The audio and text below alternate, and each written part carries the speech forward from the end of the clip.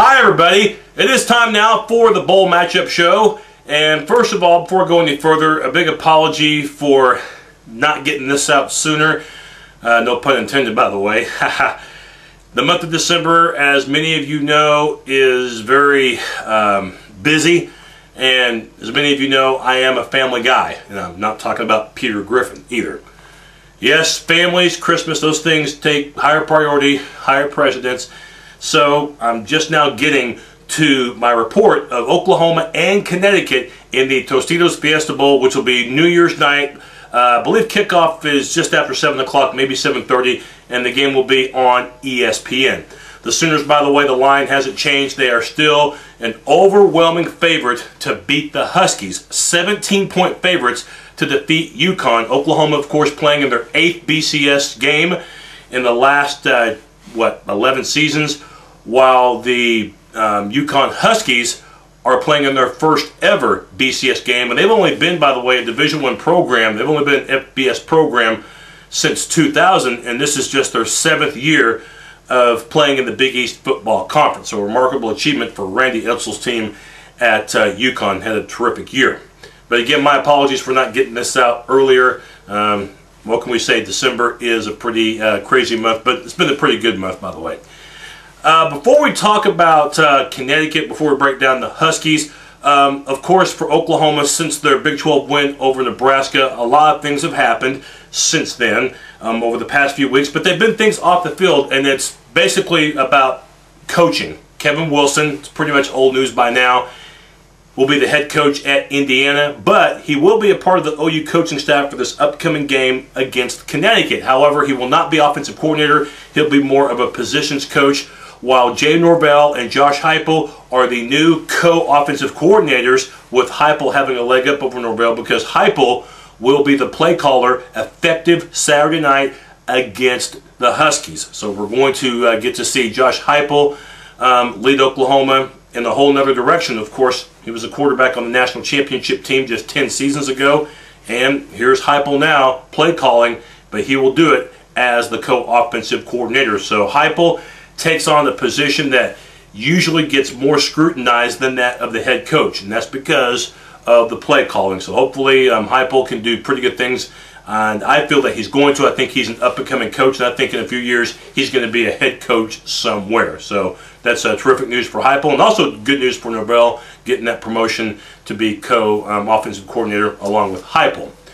Now, talking a little bit about the Connecticut Huskies, when I think of UConn and athletics, here are the names I think of. Gino Auriemma, whose women's basketball teams won, I think, like 500 gazillion games in a row, something like that. I think of Jim Calhoun, the men's basketball coach, and I think about Ray Allen. By the way, He Got Game, terrific movie. And I think about Emeka Okafor, plays in the NBA. Basically, when I think of UConn athletics, no disrespect to the football team, I don't think of football right away. Such a power in basketball. It kind of tells you what type of a school it is, but the football program is making strides. They've gotten better, it seems like, every single year. And when I do think of football, I do think of one name, and that guy is Jasper Howard. If you don't know his story, a few years ago, he became the first person from his family to attend college, Pitt, Connecticut. Terrific defensive back, although he didn't play much his freshman year in 07. In 08, started every single game. And then in 2009, was having a terrific year. And October 17th of 09, against Louisville, had 11 tackles, 7 of them solo, played the best game of his college career. Unfortunately, it would be the last game of his career, as on that same night, just a few hours later, on a on-campus dance there just outside the student hall, unfortunately, Howard lost his life as he was murdered. He was stabbed to death, and he was only 20 years old. The rest of that season, UConn dedicated the rest of their year to number 6, Jasper Howard, and they carried his jersey along the sideline during the Papa John's Bowl, in which Connecticut beat South Carolina. So even though it's been well over a year since the tragedy, it doesn't make his death any less forgettable. just really a heartbroken story, even if you're not a fan of UConn and even if you're not a fan of college football, for somebody to lose their life that way and to lose their life at such a very young age. So when I first found out about that story last year, I know ESPN and other sources covered it wall to wall. It really just broke my heart that something like that, that unfortunately bad things can happen to good people. Talking about the 2010 Huskies, and that's a very difficult transition to make from talking about the death of someone to getting back to football. But 2010 UConn football didn't start off so well. At one point this year, they were 3-4, and they weren't even thinking about a BCS berth or a Big East championship. They were just trying to get to bowl eligibility. But then they turned things around. They won 5 in a row, including their most recent game, a long field goal in Tampa to defeat South Florida and winning a share of the Big East championship and winning in the three-way tiebreak over West Virginia and Pittsburgh. Randy Edsall has something terrific going at a school whose football facilities are not like Oklahoma's. The Sooners, they have about 85,000 seating capacity. UConn's football field, which is at East Hartford, Connecticut, it's less than half of that capacity, just barely over 40,000. Edsall is winning at a program that's more known for the hardwood than the gridiron, and you really have to tip your cap to that coaching staff and those players because they're really getting the most out of what they've got. And we can criticize the BCS all we want for allowing a Big East school to play in a BCS game, but that's part of the agreement made between the university presidents and the BCS, and you cannot fault Connecticut for that. They're taking advantage of the situation. And I know, again, the Big East is no question the worst of the 6 BCS conferences, but that's no fault of UConn. They're basically playing the way the system wants them to play it, and they've earned a trip to Glendale, Arizona in the Fiesta Bowl. So, again, congrats to Connecticut for getting this opportunity. And they're going to be on national television playing in a major bowl game. So, props to Connecticut for that. Now, what we're going to do these next few minutes, we're going to give you kind of a David Letterman. It's not going to be a top 10, but it's going to be top 5 reasons. And we're going to play both sides of the coin. I'm going to, here in a second, give you the top 5 reasons why Connecticut could very well win this ball game. It would be difficult for them to do, but not impossible. But first, I'm going to give you my top 5 reasons why I think Oklahoma will win this game comfortably. Okay? Number 5 reason. The Sooners are sick and tired of everybody saying you haven't won a BCS game in your last 5 tries. People like me always bring it up. Not always, but I do bring it up. Fans, of course, bring it up in general. The local media, the newspapers, television stations, the radio, they bring it up. And, of course, the national media, ESPN, Fox Sports, Oklahoma versus Connecticut, at Glendale, Arizona, Fiesta Bowl. The Sooners seeking their first BCS win since 2002. The Sooners, I'm sure, have had it up to here with that. So, when people say Oklahoma is not going to be motivated to play this game because they're favored by 2 touchdowns and field goal, in a way I dispute that. They do have motivation to get off of the BCS slump and win. Winning cures everything. So there's your motivation right there. And believe me, a win like this can go a long way in recruiting, and it could boast OU pretty close, if not to the #1 ranking in next year's preseason poll. Sooners have enough players back to where they'll covet that much respect to where they're going to be ranked pretty high to start off the 2011 season. You lose this game against Connecticut, you can forget about that. It'll just bring back memories of Boise and West Virginia all over again. So that's number 5. Motivation right there to break the slump. Number 4, DeMarco Murray. He's going to be healthier than he's been in a while. He's had 28 days to rest the knee up. Of course, he injured the knee against Oklahoma State in the last regular season game. So now you're going to have Murray, and you're going to need him because Roy Finch, the sensation running back, the freshman who is a big-time game breaker, you're not going to have him because he's re-injured, won't play. So Murray can do things, though, that other OU running backs really can't do it in the same capacity. He's, diverse. Obviously, he'll get you plenty of carries. He'll break tackles, but also you can line him up in the slot. You can throw the ball to him. You can even use him out of the backfield on screens. DeMarco Murray, you can use him in more ways than one. And, of course, Moses Madu, you have him be his final game. Hard to believe he's a senior, by the way. and also another freshman sensation in Brennan Clay. So the ground game, I think, is another reason why Oklahoma could win this game comfortably. Number 3, OU has been battle-tested this year, more battle-tested than Connecticut. I know this has not been a terrific year for the Big 12. In some ways, it's been disappointing. We knew Texas Tech was going to have a hard time with the coaching change from Leach to Tuberville, plus they had several new players on the interiors. So for Tech, even though they're going to a bowl game, they still, I think, lost 5 games this year. So for Tech, it wasn't a terrific year. For Texas, of course, we've beaten this like a dead horse. Very disappointing year, 5-7. They're looking for offensive and defensive coordinator. 5-7 losing season. They would just assume that this season had been erased from existence. And then, of course, Colorado didn't do so well either. Iowa State didn't go to a bowl game after going to one year before. So, yeah, the Big 12 had been disappointing in a few spots. But also, in spite of all that, there were still success stories with Oklahoma State winning 11 games, more than any other Cowboy team in school history. Oklahoma went to Oklahoma State when the Cowboys were ranked in the top 10, beat them. Beat an 11-win Nebraska squad as well. Beat Florida State at the time in which the Seminoles were ranked in the top 20 in the country.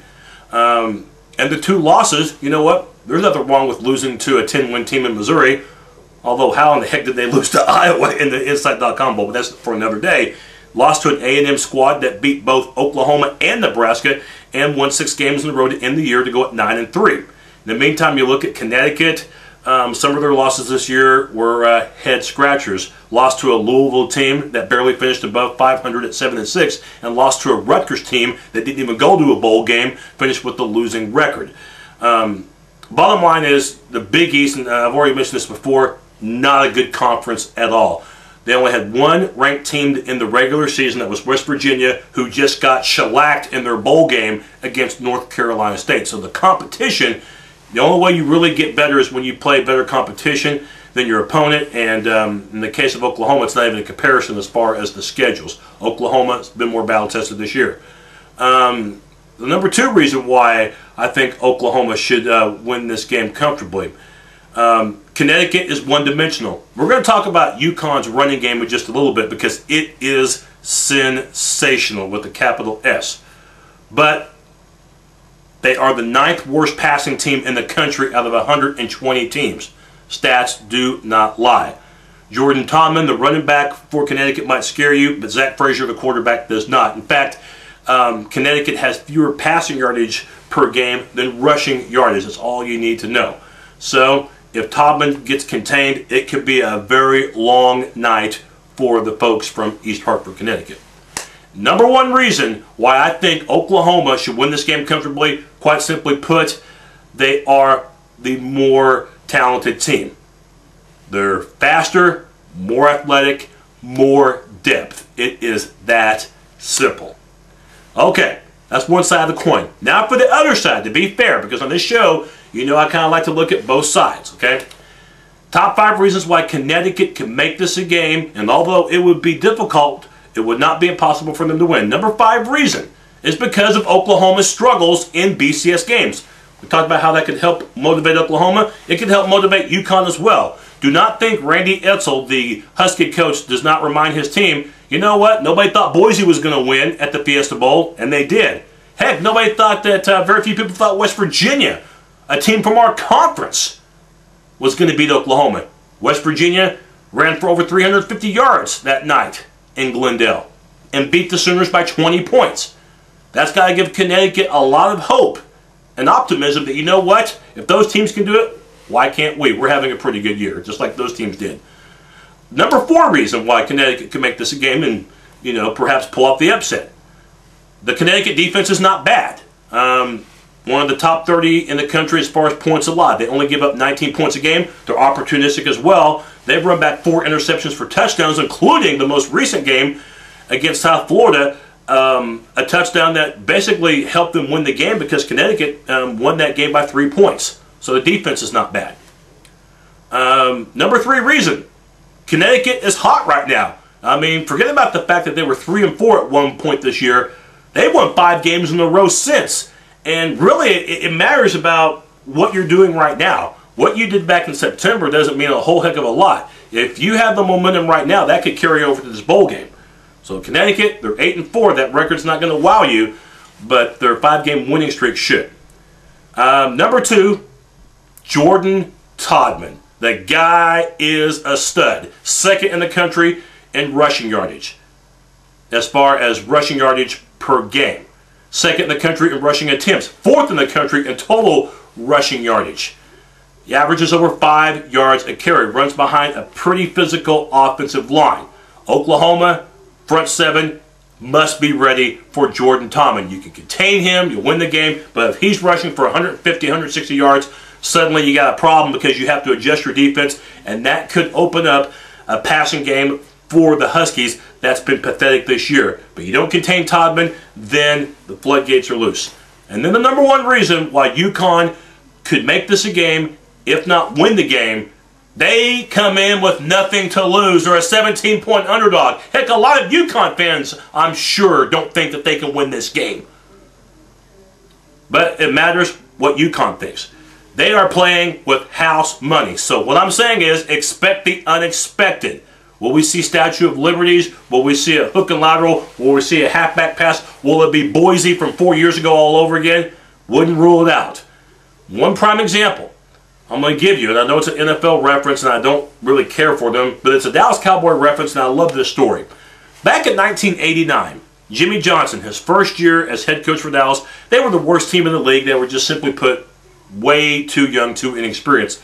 They hadn't won a game, I think, in their first 8 or 9 games. They were playing at Washington on a Sunday night. The Redskins were having a much better year, and again, the game was at RFK Stadium.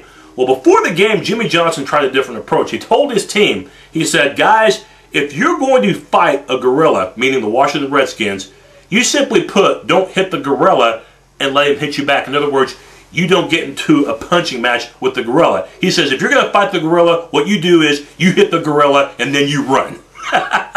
Meaning, you know what? If you're going to do things kind of out of the ordinary, okay? And what Dallas did that night against Washington was spectacular because they opened the game with an onside kick. They recovered. They were running trick plays, and it seemed like the Cowboys were kind of feeding off that momentum. They were picking up energy, and they looked like a different team that night, and they actually ended up winning that game. Granted, it turned out to be their only win that year, but you know what? Anybody can win on any given day. That's always been the motto in the NFL. And I think in bowl games, it really holds true. You see upsets. I mean, already this year we've seen some upsets. I didn't think Iowa was going to beat Missouri earlier in the week. We saw that happen. I mean, I didn't think Tulsa was going to go into Hawaii and beat Hawaii. And they ended up scoring over 60 points in that game.